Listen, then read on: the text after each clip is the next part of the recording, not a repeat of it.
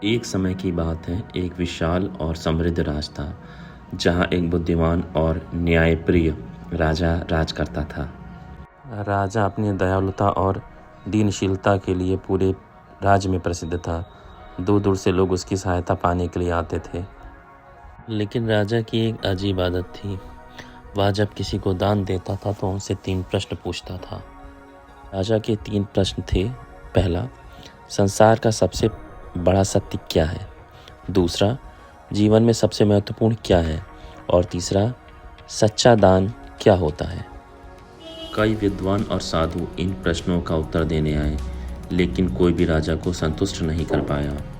कुछ व्यापारियों ने भी उत्तर देने की कोशिश की, लेकिन उनके जवाब भी राजा को सही नहीं लगे।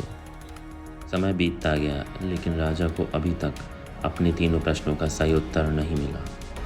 एक दिन एक साधारण लेकिन शांत और बुद्धिमान ब्राह्मण राजा के महल में पहुंचा। ब्राह्मण ने विनम्रता से राजा को प्रणाम किया और सहायता की विनती की।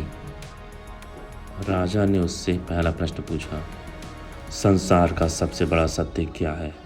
ब्राह्मण ने कहा, संसार का सबसे बड़ा सत्य विश्वास है।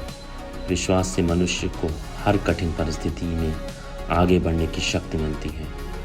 फिर राजा ने दूसरा प्रश्न पूछा, मनुष्य के जीवन में सबसे महत्वपूर्ण क्या है? ब्राह्मण ने उत्तर दिया, समय और कर्म जीवन का सबसे महत्वपूर्ण हिस्सा है। फिर राजा ने अपना तीसरा प्रश्न पूछा, सच्चा दान क्या होता है?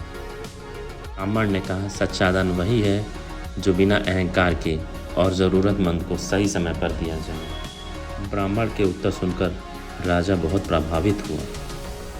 राजा ने ब्राह्मण को सम्मान और धन देके उसका आभार व्यक्त किया, लेकिन ब्राह्मण ने केवल उतनी ही सहायता स्वीकार की जितनी उसे वास्तव में आवश्यकता थी।